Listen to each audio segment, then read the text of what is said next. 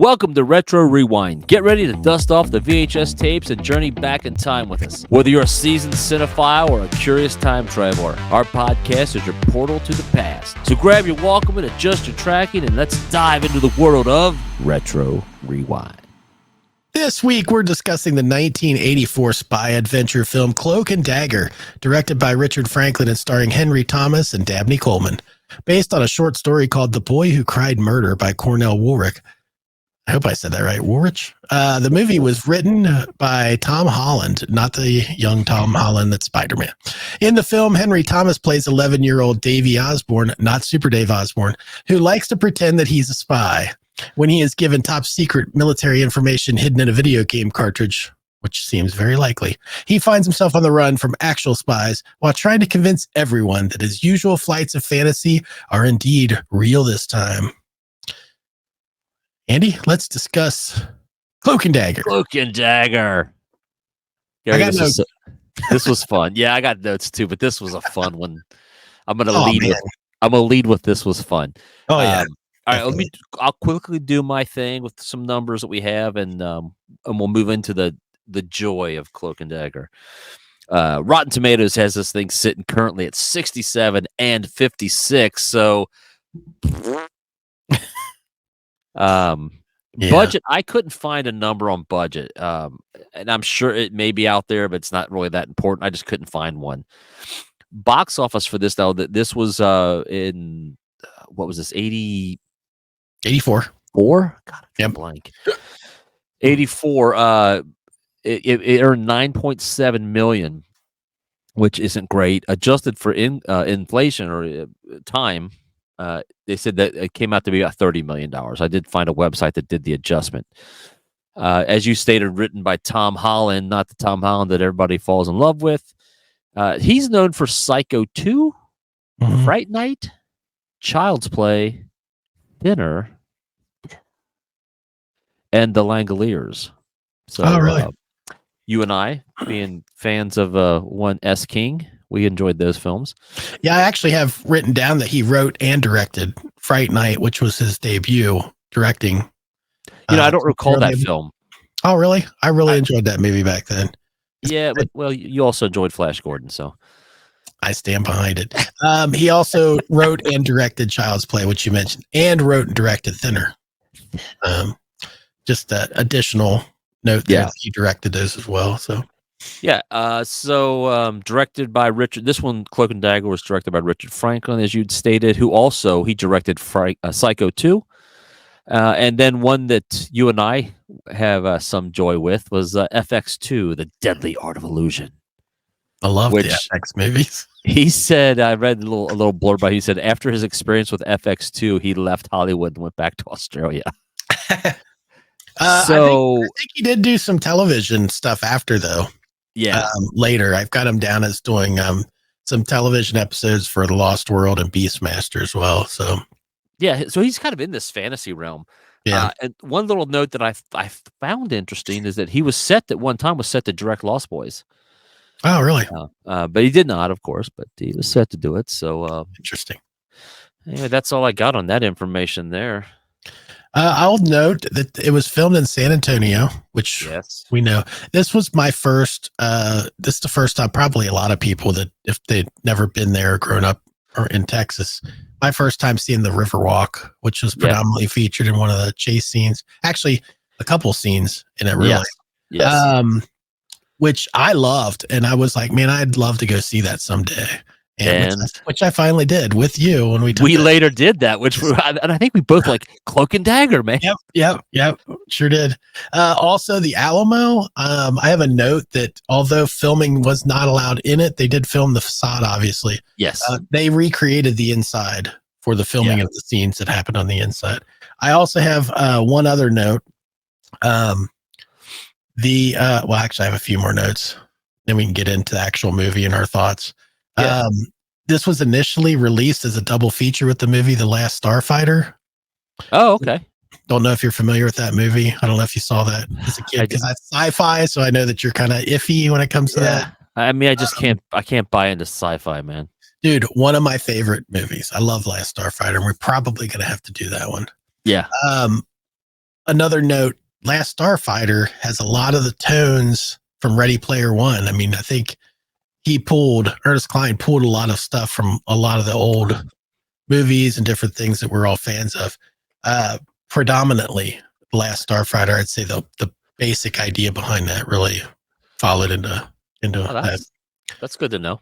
There was an arcade version of Cloak and Dagger, but I guess they never actually made a game for the Atari 5200, which is featured in the movie. So I'm sure they really wanted that to happen, but I guess it did not. And I'll also note that the short story that Cornell Woolrich wrote, The Boy Who Cried Murder, there were other adaptations from that story, other movies. I've got The Window from 1949, The Boy Who Cried Murder from 1966, and Eyewitness from 1970. All of those, apparently the story must feature that the kids actually saw murder, which is what happens in here, but there's more to it. Spoiler. Yeah, it's happening right here in my scene. So you can kind of see where this story took it and put a little bit of a different spin on it. Yeah, I mean, look, let me bump in for a minute. I love the way Holland wrote this. Yeah, because this story was written, in the 30s, 40s, 40s, I think, I think it's. And he took this story. Now, I didn't read the story. I don't know if you've read the story. I didn't know it was based on a story till I did my research. But Holland did a fantastic job, in my opinion.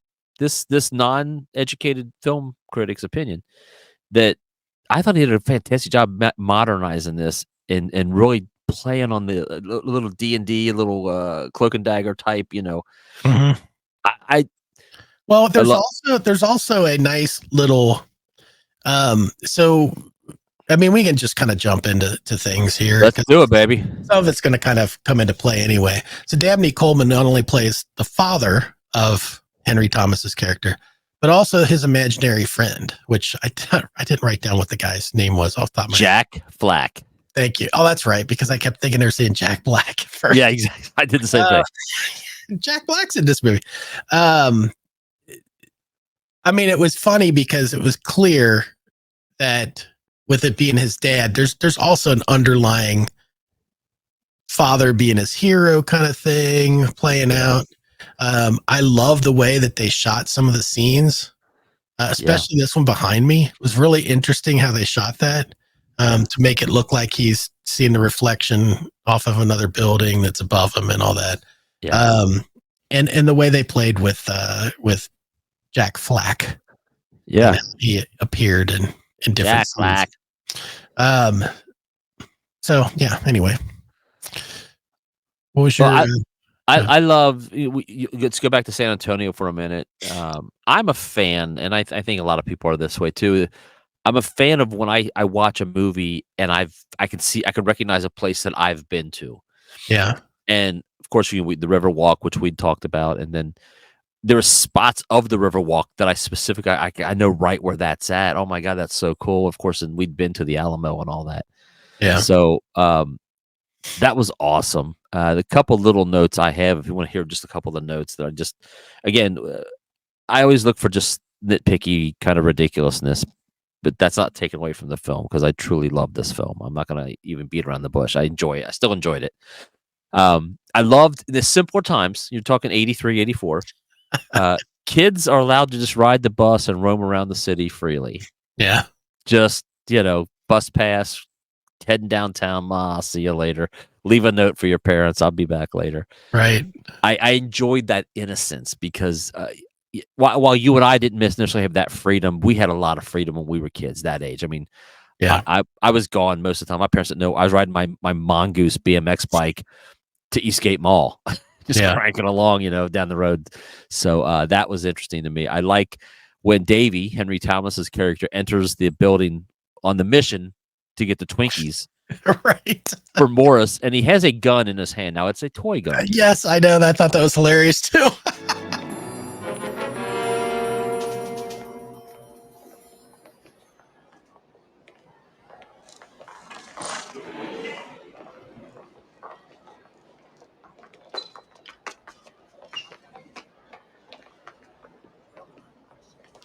Hey.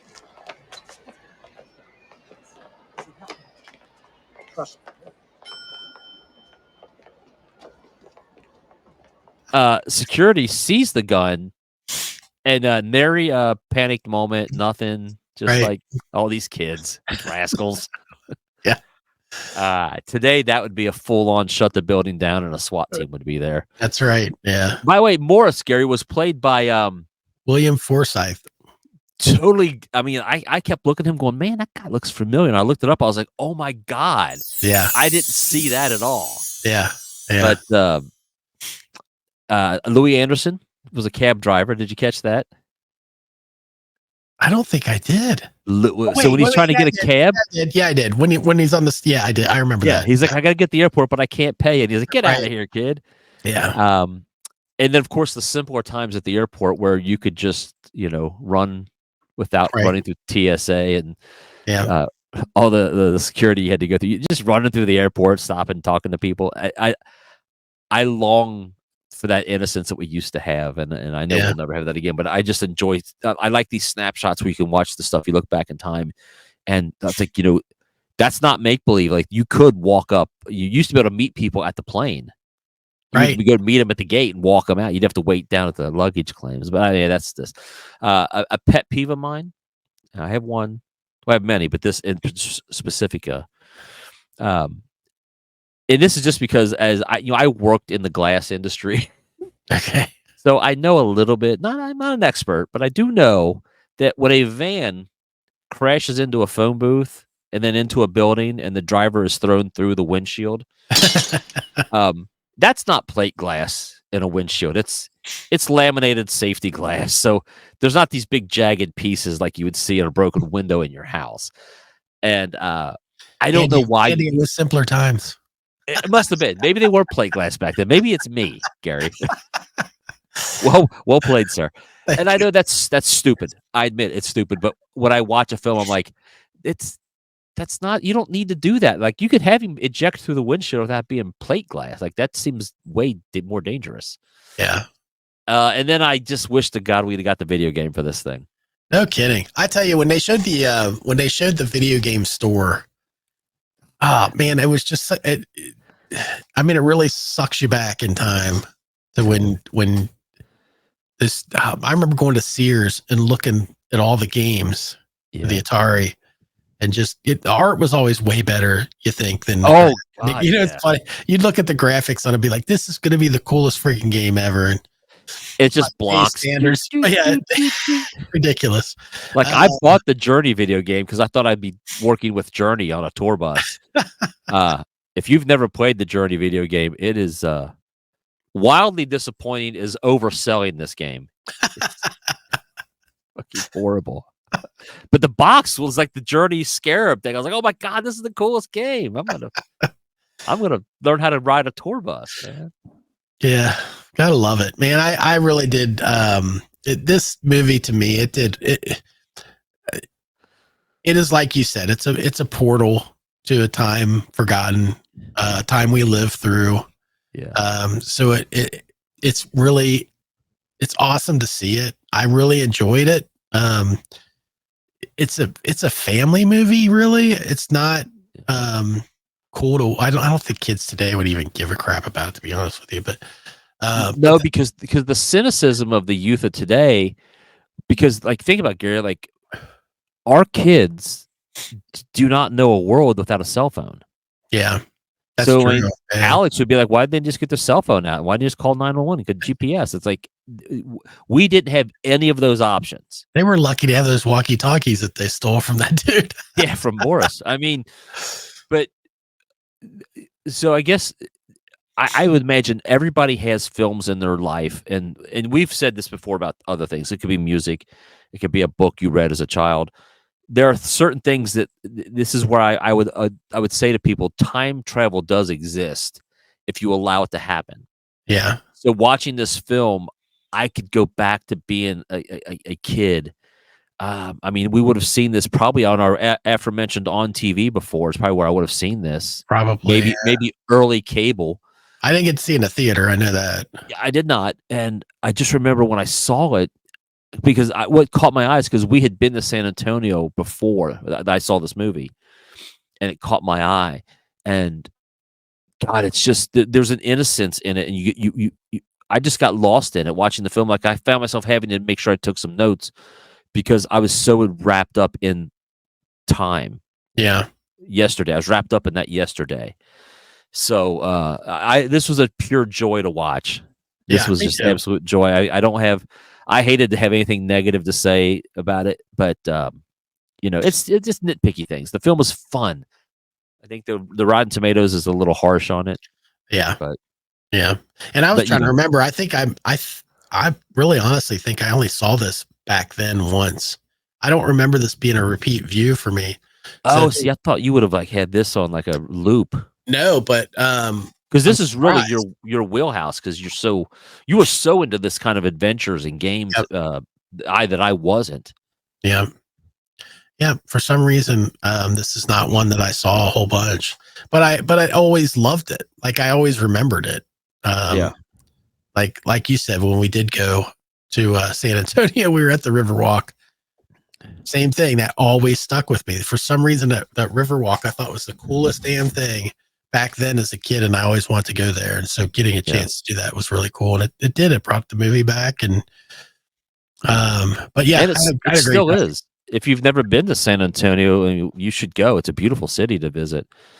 I read also, Gary, this film was really geared towards Henry Thomas because he was coming off his E.T. fame. Yeah. And they wanted to kind of piggyback onto that. And do you know why they shot it in San Antonio? I do.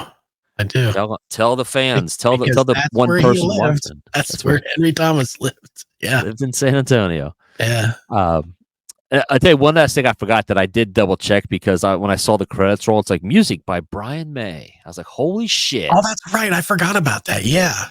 It's not Brian May from Queen. Oh, it's not? It's not.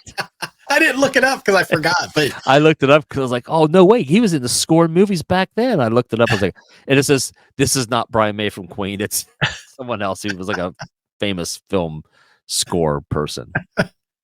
So, oh, well. For a minute, I thought, one vision, baby. Can't have it all.